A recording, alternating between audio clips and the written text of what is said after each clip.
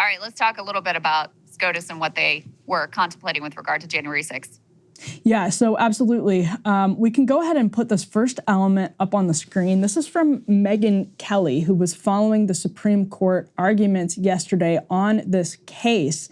Megyn said, big Supreme Court argument on whether, quote, obstructing an official proceeding can form the basis for a criminal charge versus J6 defendants, including Trump. This is the heart of Smith's J6 case versus him, is not going well for the government at all.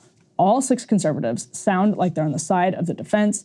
If they side with the defense here, it guts Jack Smith's D.C. case against Donald Trump. So let's break down a little bit about why that is. There's this tear sheet here from Scotus blog. They write, the Supreme Court heard that oral argument in the case of a former police officer from Pennsylvania who entered the Capitol during the January 6, 2021 attacks. Joseph Fisher, who was charged with, among other things, assaulting a police officer, disorderly conduct in the Capitol, and obstruction of a congressional proceeding, has asked the justices to throw out the charge that he obstructed an official proceeding, arguing that the law that he was charged with violating was only intended to apply to evidence tampering. More than 300 other J6 defendants have been charged with violating the law, which, and this is very interesting, was enacted as part of the Sarbanes-Oxley Act in the wake of the Enron scandal. And I guess people can understand why, and then also sort of understand why it's narrowly been interpreted in the past to talk specifically about that question of evidence tampering. Scotus blog writes, it's also at the center of 2 of the charges brought by Jack Smith against former President Donald Trump in Washington, D.C. That is the same case in which the justices will hear argument on, guess what, April 25th, so coming right up, right around the corner, regarding Donald Trump's claims of immunity. So Fisher had sent some text messages in which he indicated to acquaintances, Scotus blog writes, that members of Congress can't vote if they can't breathe, ... LOL, and that he might need his police chief to post my bail. It might get violent. On January 6th, prosecutors say Fisher urged rioters to charge and hold the line. In a message on social media on January 7th, Fisher wrote that he had been pepperballed and pepper sprayed, but entry into the Capitol was needed to send a message that we the people hold the real power. So the reason it's important to note those quotes is because you can see that Fisher saw, according to these messages at least, his entrance into the Capitol, his sort of violent entrance into the Capitol as an intentional act of obstruction of the proceeding of certifying the electors. So that's the, I think, relevant context in that case. But if the statute can be interpreted as something that goes beyond evidence tampering, is actually at the heart of the question. It's sort of like what we were talking about in the last block, Krystal, like 2 things can be true. It can be true that he clearly intended to obstruct the proceeding without this charge specifically being applicable, this post-Enron charge specifically being implicable. I believe Scotus blog actually has in this article, I'll find the exact quote, that it's true this hasn't been interpreted in the past. There's not precedent for interpreting this to go beyond that narrow question of evidence tampering. And if the justices come down in June, July with a ruling here that you can't have evidence tampering, that you can't go beyond evidence tampering, that's pretty devastating to the case. Yeah, so you had one judge in the context of, this case making its way up to the Supreme Court, acknowledging that outside of the January 6 cases brought in this jurisdiction, there is no precedent for using the obstruction provision to prosecute the type of conduct at issue in this case. To be honest with you, maybe this will surprise you, I didn't think that the government had good answers to this question of, okay, well, how do you get this? Where's the limiting principle? So if you have protesters who pull a fire alarm during a congressional vote, does that count? Can you get thrown in prison for that? Now, in reality, none of the January 6 protesters who were charged with this, it wasn't the only charge they were faced with. So in other words, if you just had someone who, trespassed and wasn't hit with any other charges, there was no one who this is the only thing. It was used as a way to sort of up the ante in terms of what sort of sentences the government could obtain here. In the language, first of all, you do have the context of this was about Enron and Sarbanes-Oxley and all of that. And the language is very vague. and honestly, Bixby, pretty uncomfortable. It says impede. One of the words is if you impede a government proceeding. So again, what's the limiting principle there? And how do you make sure that in applying this law, you are not taking a sledgehammer to other, protected speech and other sort of protest activities that any of us could easily imagine? You even had Ketanji Brown Jackson in these arguments expressing reservations about what the government was arguing here. She said the court should not lose sight of, quote, the backdrop of a real world context, which I think is what I'm speaking to here. And Emily, I think we have some of the clips of some of the conservative justices asking these critical questions. Yeah, let's go ahead and roll that. You can hear conservative justices Amy Coney Barrett and Neil Gorsuch poking some serious holes in the government's case. What does that mean for the breadth of this statute? Would a sit-in that disrupts a trial or access to a federal courthouse qualify? Would a heckler in today's audience qualify, or at the State of the Union address? Would pulling a fire alarm before a vote qualify for 20 years in federal prison? What if on January 6th, the Capitol itself had not been breached? The protest is going on outside the Capitol. Stop the steal, stop the steal. Police are, in megaphones saying disperse, disperse. They're too close to the Capitol. Their goal is to impair, impede, stop the proceeding, stop the counting of votes. Does that violate the statute in your view under this impede language?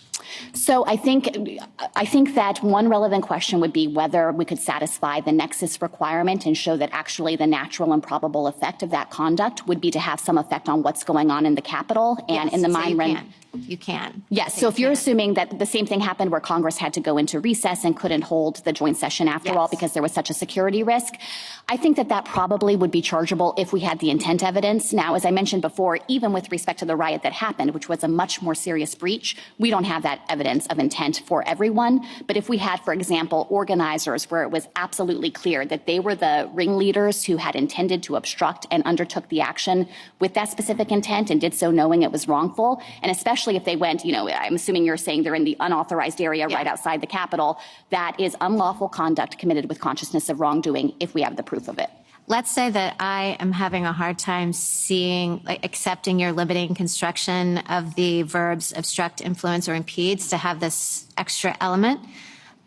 Tell me why I shouldn't be concerned about the breadth of the government's reading, just relying on corruptly and the nexus requirement. Should I be concerned, or could you just embrace it and say, yeah, there might be some as applied First Amendment challenges or that sort of thing? I mean, can I be comfortable with the breadth if that's what I think? Yes, you can be. You certainly don't have to agree with us that a de minimis hindrance wouldn't qualify. If you thought that this was unqualified and swept broadly to any kind of hindrance whatsoever, there would still be really important limits in the statute. Krystal, can I say that Biden's Solicitor General there sounds very conservative? It actually reminds me of a lot of conservative arguments about protests and speech in the past. Because, this idea that you should curb down on any sort of public, I guess, disobedience, anything like that, you can just really easily see. It kind of reminds me of what we were talking about in the campus speech block. You can easily see how when you have interpretations like that, they can be applied wildly to just protests in general, because in essence, every protest is trying to, quote unquote, obstruct, maybe not a technical, narrow constitutional proceeding as is in this case, but in a lot of cases, they're trying to obstruct some type of proceeding. There is some type of legislative proceeding that they don't want to happen. So you can see how language like obstruct and proceeding being interpreted in this way could get really, really out of control for government censors or would-be government censors and people who want to crack down on legitimate protest.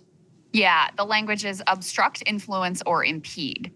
So influence. Right, exactly. That's it. It really is written in this very broad way that I think should make us uncomfortable. And obviously, we referenced that this not only impacts the, I think, hundreds of January 6 defendants who had this as one of the charges that was brought against them, but it does directly impact Donald Trump in terms of the January 6 case, as Megyn Kelly was pointing out. So he was charged. Of course, he's got a whole raft of charges that he's facing, including the hush money situation that he's dealing with in court in Manhattan as we speak. He's got the documents case. He's got the Georgia case. But in terms of the federal January 6 case, he was charged with one count of conspiracy to defraud the United States. That's about his efforts to spread false claims about November 2020 election, knowing they weren't true, attempting to illegally discount legitimate votes, all with the goal of overturning the 2020 election, according to prosecutors.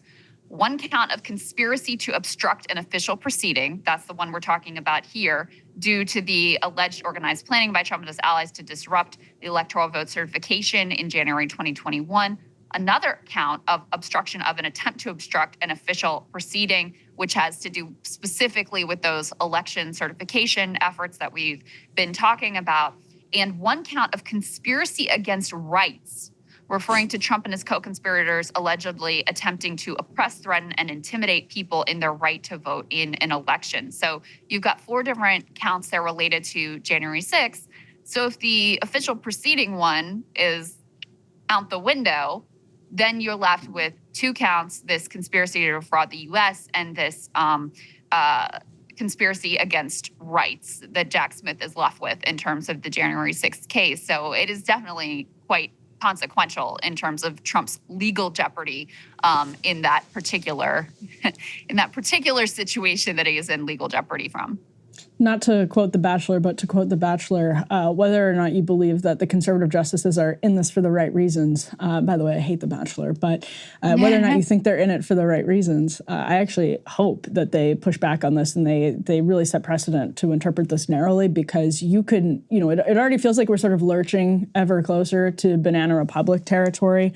But, you can see how when Republicans, for example, just in Congress, when they started to push back on, for example, Nancy Pelosi wouldn't seat the members that they wanted on the January 6th committee, or, Republicans or Democrats, impeached Trump for his, quote, perfect phone call to Zelensky. And then Republicans went and started to seriously talk about impeachment for Joe Biden, doing this kind of escalating tit for tat. You could easily see actually how Joe Biden, you have a bunch of liberal activists, progressive activists protesting something like the voting rights legislation in Georgia, and Joe Biden, saying something that aligns with them trying to influence the official proceeding of the vote on that. This can just get blown up, and you never underestimate the cynical tactics of people in positions of power to wield statutes like this for immediate political ends that do not serve the sort of best interests of the country, that do not set long-term standards in the best interests of the country, and do not serve, frankly, the Constitution and their oath of office. So never underestimate the cynicism of our elected officials, because they will wield these things in ways that absolutely bring us closer to the brink.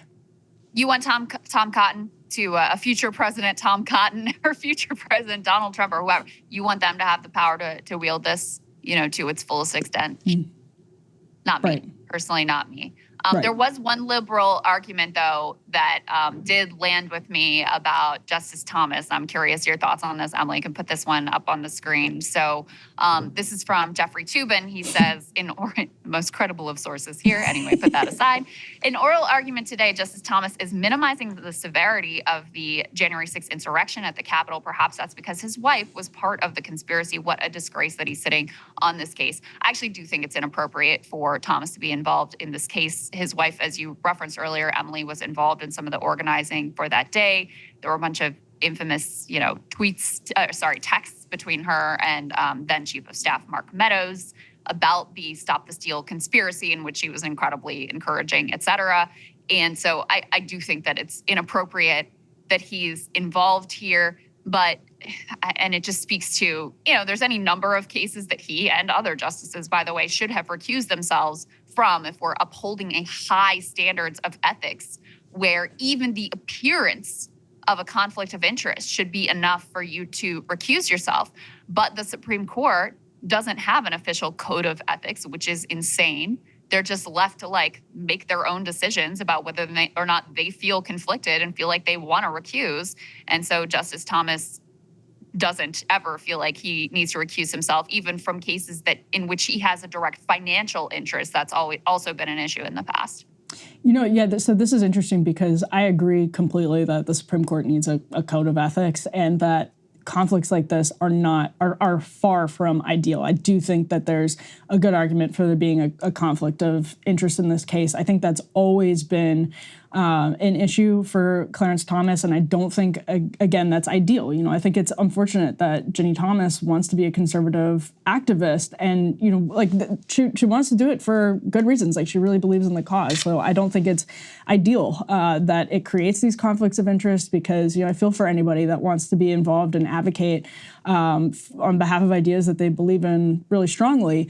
But, you know, that's been kind of the problem, is that there is no consistent code of ethics. So Clarence Thomas is like, there's this big effort on the left, and, you know, this could blow up into a huge, like, we could spend a whole show on this, but from my perspective, I think there's been a decades-long effort to discredit Clarence Thomas, specifically because he is a Black sort of conservative jurist, and that he's gotten a lot of racism, frankly, because of all of that. And so that lack of consistency is what has allowed for, I think, some of these conflicts of interest to fester. So I agree. I think it's sort of a problematic conflict, but I think, you know, we talk about it, not us, but I think the media talks about it specifically with Clarence Thomas more than some other justices, but that doesn't make it right. So I ultimately kind of agree. I don't think it's an ideal situation to have the different interests at hand here. I do want to mention another Megyn Kelly tweet, this time at Jeffrey Toobin.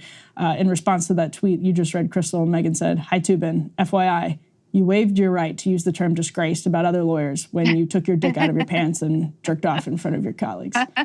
Not safe for work, folks." Nice.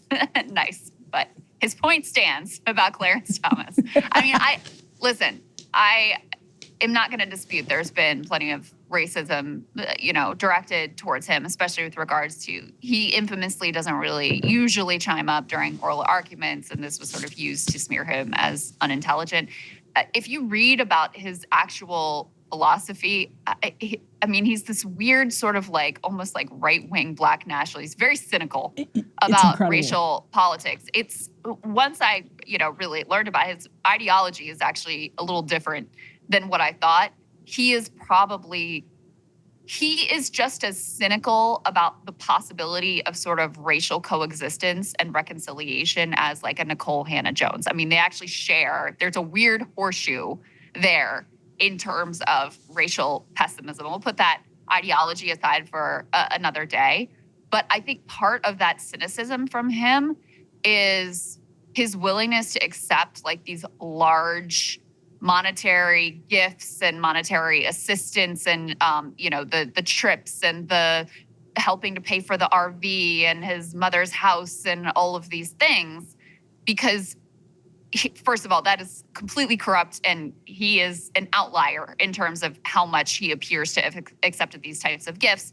Not that he's the only one who's done it, but the frequency, the amounts, the unwillingness to disclose, et cetera, I do think is at another level with Clarence Thomas. So in that way, the additional scrutiny of him is very justified. And I think it comes from this deeply cynical place of his view of politics, which is like, yeah, rich people have their way. It's a corrupt system, and I'm part of that corrupt system. He also has this sort of uniquely inspiring story that I think has been has made him more attractive as sort of a compatriot to that donor class. You know, you know what I mean? The sort of like billionaire donor class that has all of these massive charities that they, you know, he's used the Supreme Court to have ceremonies at. I think he's just sort of especially attractive to them because he grew up like speaking Gullah dialect in like the most rural place that you could imagine in the United States, and had this like weird, like you said, he was basically in college, he was basically like a left-wing Black nationalist, and then had this interesting evolution. There's a good documentary called Clarence Thomas Created Equal that was done by people who are favorable to Thomas, but it's still just him kind of telling his life story, and you get a different glimpse than what the media tells you. But I think basically the bottom line, Krystal, is that we agree the Supreme Court has a big ethics problem on its hand, because, you know, when you have in your family these interests or personally these interests, I think with Ruth Bader Ginsburg, it was like different things with the ACLU and different kind of like left-wing groups that found her story to be frankly very inspiring, and her evolution as a jurist to be inspiring. It's impossible to see how that wouldn't weigh on their minds or be something that, you know, is present in their minds as they're thinking about these cases. Hey guys, if you like that video, go to breakingpoints.com, become a premium subscriber, and help us build the best independent media organization on the planet. That's right. We're subscriber funded. We're building something new. We want to replace these failing mainstream media organizations. So again, to subscribe, it's breakingpoints.com.